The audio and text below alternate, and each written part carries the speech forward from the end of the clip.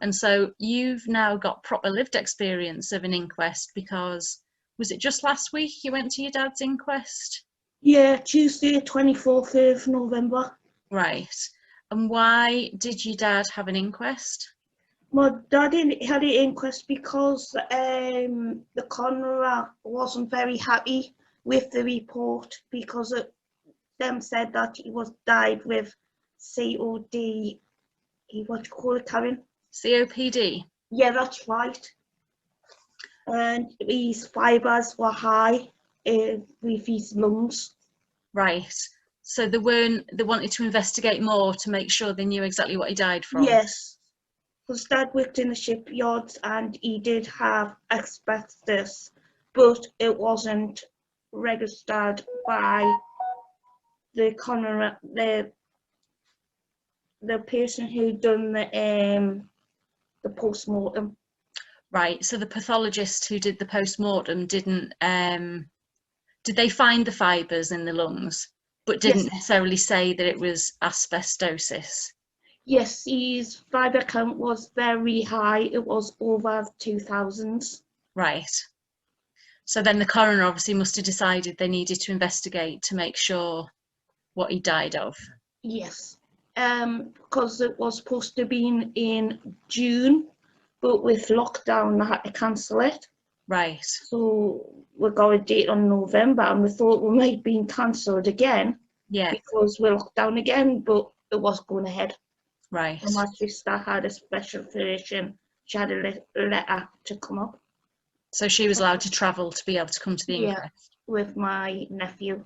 Mm-hmm. And how long ago did your dad die? It was a year past September. Right, so you've had to wait just over a year. Right. So you've had to wait just over a year to hear from the inquest. Yeah, it was September the 7th, 2019. Right. So when you went to the inquest, where did you go? The Civic Centre in Newcastle. Right. And what was it like when you walked in? It was all right. I had to walk in like a waiting room, and my dad's doctor was there, Dr. Morden, and he nodded and thingied me mum because he recognised me mum and said sorry that Bernard had died. My dad. So was it intimidating when you walked in? Like, was it a scary place or did it feel all right? It was okay. It was like, it looked like a training room. It Right. had like 3 rows of chairs, and it had like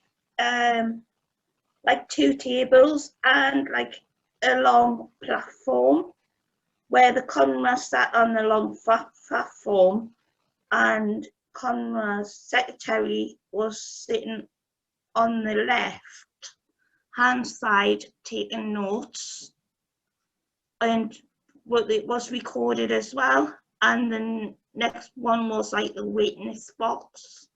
Right. So it was like the doctor and dad scene, and the who done the post-mortem. Right. And they went into the witness box, did they? And did they get asked questions? Yeah, I was asking them questions about do you think it was sources?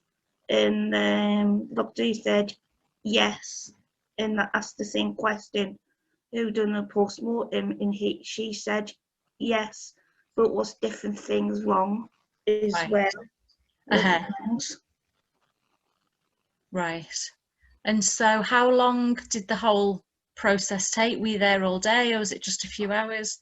I just said to the sister, because at the beginning we had to ask questions and stuff like that, what's happening. And I went, how long does it take? And he said it could take an hour, could take all day, just depends. Right. But I think it took about 45 minutes. Oh, right, so it was quite quick then. Yeah.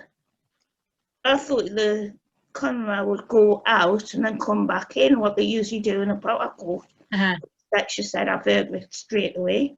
Right. It was national causes with industrial disease. Right. So there mustn't have been any doubt about it. They must have been really sure to have made their decision Yeah, that quickly. the COD, well, you call it Karen, Yeah. that was ruled out. Right. So that isn't what killed him. No, it was the asbestos. Right. Because Dad was on 8 litres of oxygen Right. to help him breathe, if you seen Uh-huh. it. Yeah. Plus, he worked in the shipyards as well, Mm-hmm. and it was massive big asbestos in there. Yeah. And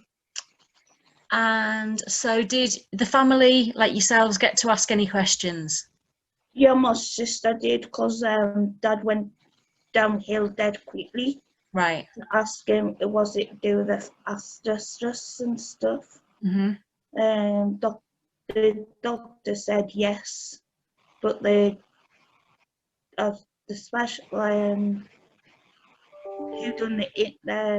who done the postmortem said really she can't answer that question, but it was asbestos in there. Right. And so obviously you've got a learning disability, and in Inquest Yeah. is quite a complicated process. So did you understand, or did anyone help you to understand all the way through what was going on?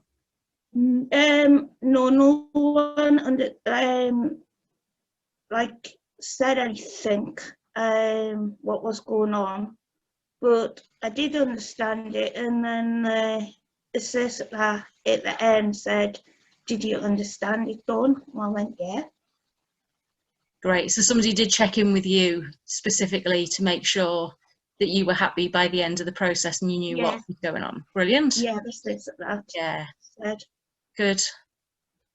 And then my mum said, "What happens next?" And he said, "So he's waiting for another report of another big doctor. Right.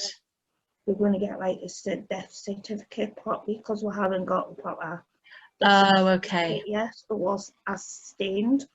Right. So you'll finally get a death certificate. Yeah. Great.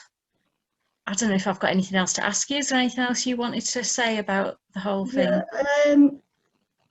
Like Conrad, it's like while you go like court, it's like a judge, and she wants to know how it happened, where it happened, and why it happened.